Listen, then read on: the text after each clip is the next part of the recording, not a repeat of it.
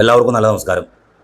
നമ്മുടെ ചാലക്കുടി ടൗണിൽ നടക്കുന്ന സംഭവ വികാസങ്ങൾ നമുക്ക് മുന്നിലേക്ക് വരുമ്പോൾ ഈ പട്ടണത്തിന് എന്ത് പറ്റിയെന്ന് തോന്നിക്കും.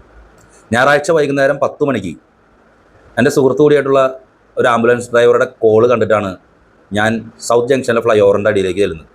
അവിടെ ചെന്നപ്പോൾ കാണുന്ന അവസ്ഥ എന്താണെന്ന് വെച്ചിട്ടുണ്ടെങ്കിൽ, ലൈഫ് ഫോഴ്സ് എന്ന് പറയുന്ന ഒരു ആംബുലൻസ് സർവീസ് ഉണ്ട് ചാലക്കുടിയിൽ.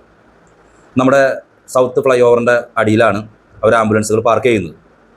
നമ്മുടെ ഫെഡറൽ ബാങ്കിൻ്റെ ഒക്കെ ATMൻ്റെ നീലിമ ഹോട്ടലിൻ്റെ ഒക്കെ ഫ്രണ്ട് ഭാഗത്തായിട്ട് ആ ഭാഗത്ത് ഫ്ലൈ ഓവറിൻ്റെ അടിയിലാണ് ഇവർ ഈ ആംബുലൻസ് സർവീസ് വാഹനങ്ങൾ പാർക്ക് ചെയ്യുന്നത്. 2-3-4 വാഹനങ്ങൾ ഇവർക്കുണ്ട്. അവിടെ ചെല്ലുമ്പോൾ കാണുന്ന അവസ്ഥ എന്ന് പറഞ്ഞിട്ടുണ്ടെങ്കിൽ, ഈ ആംബുലൻസിൻ്റെ ലൈഫ് ഫോഴ്സ് എന്ന് പറയുന്ന ആംബുലൻസിൻ്റെ ഫ്രണ്ടിലും ബാക്കിൽ 2 ടയർ ആരോ മനഃപൂർവ്വം എന്തോ മുനയുള്ള സാധനം കൊണ്ട് കുത്തി ഈ സാധനം പഞ്ചറാക്കി വെച്ചേക്കാണ്. ഇവനൊക്കെ എവിടെ ഏത് ഭാഗത്ത് കഴപ്പിൻ്റെ സൂക്കേടാന്നുള്ളത് മനസ്സിലാവണല്ലേ. എന്താണ് ഈ ഫ്ലൈ ഓവറിൻ്റെ അടിയിൽ നടന്നുകൊണ്ടിരിക്കുന്നത്? ഈ ചാലക്കുടി പട്ടണത്തിൻ്റെ ഹൃദയം എന്ന് പറയുന്ന നമ്മുടെ സൗത്ത് ജംഗ്ഷനിലെ മുഖ്യമായിട്ടുള്ളൊരു സ്ഥലത്ത് നടന്നുകൊണ്ടിരിക്കുന്ന കാര്യങ്ങൾ കേട്ട് കഴിഞ്ഞിട്ടുണ്ടെങ്കിൽ ആംബുലൻസ് സർവീസിന് വരെയാണ് ഇപ്പോൾ ഇതുപോലുള്ള അനുഭവങ്ങൾ ഉണ്ടാകുന്നത്. നമുക്കറിയാം ഈ ആംബുലൻസ് ഡ്രൈവർമാരുടെ സംഭവം തന്നെ. അവർക്ക് ഊണും ഉറക്കവും എന്നൊക്കെ പറഞ്ഞിട്ടുണ്ടെങ്കിൽ നമ്മുടെ കാര്യമല്ല.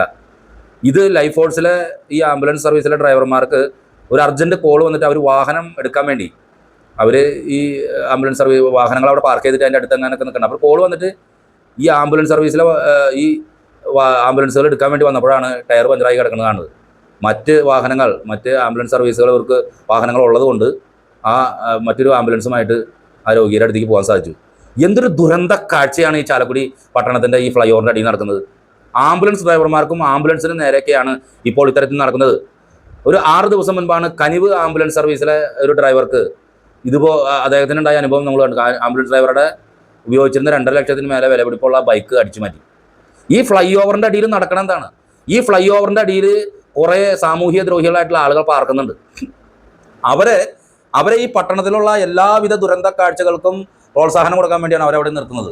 എന്താണ് ഈ സൗത്ത് ഫ്ലൈ ഓവറിൻ്റെ അടിഭാഗത്ത് നടന്നുകൊണ്ടിരിക്കുന്നത്? ആത്യന്തം മ്ലേച്ഛകരമായ സംഭവങ്ങളാണ് നടക്കുന്നത്. അതുപോലെ തന്നെ ഇത്തരത്തിലുള്ള സാമൂഹിക ദ്രോഹമായ സൈക്കോ കാഴ്ചകൾ, ആംബുലൻസിനൊക്കെ ആക്രമിക്കണം, ആംബുലൻസിൻ്റെ ടയറൊക്കെ കുത്തി പഞ്ചറായി കിടന്നു പറഞ്ഞാൽ അത് എന്ത് മാനസിക തലമാണ് സംഗതി എന്ന് മനസ്സിലാവില്ല.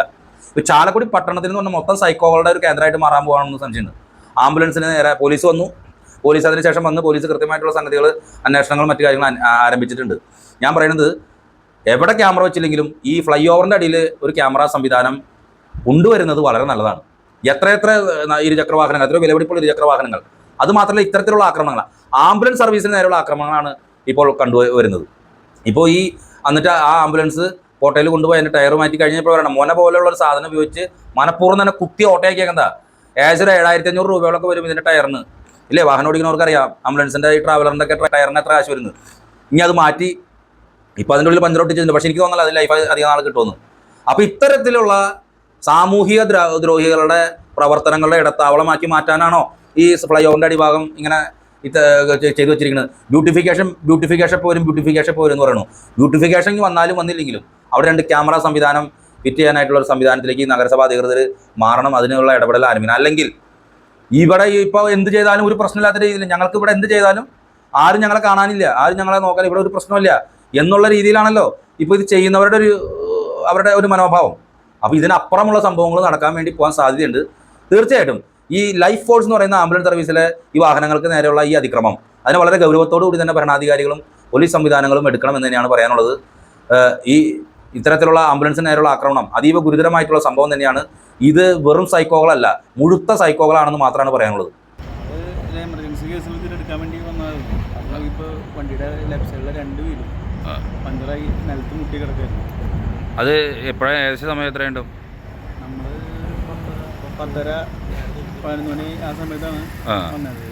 വന്ന് വണ്ടി എടുക്കാൻ വന്നപ്പോൾ വണ്ടി 2 സൈഡും ലെഫ്റ്റ് സൈഡ് 2 ടയറും താഴ്ത്തുന്ന കിടക്കും.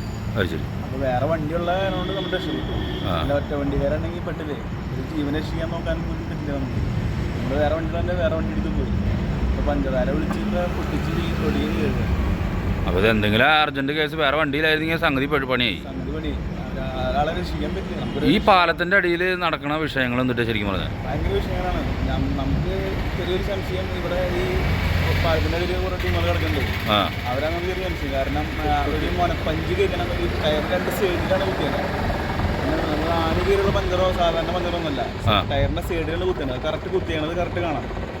പഞ്ചറടിച്ച ചേട്ടൻ പറഞ്ഞു അത് സൈഡിൽ നിന്ന് കുത്തിയേക്കണതാണ്, ആണി കയറിയത് ഒന്നുമല്ല എന്ന് പറഞ്ഞത്. ഇപ്പോൾ ഇതേമാതിരി സംഭവങ്ങൾ കുറേ സംഭവങ്ങൾ നടക്കുന്നുണ്ട്. ഇപ്പോൾ അപ്പുറത്ത് നമ്മുടെ സുഹൃത്ത് ആംബുലൻസ് ഓടിക്കുന്ന അപ്പൂൻ്റെ വണ്ടി ഇതേമാതിരി പോയി. ഈ പാലത്തിനടിയിൽ ക്യാമറ വയ്ക്കാൻ എന്തെങ്കിലും ഇത് കിട്ടുകയാണെന്നുണ്ടെങ്കിൽ അതായിരിക്കും നല്ലത്.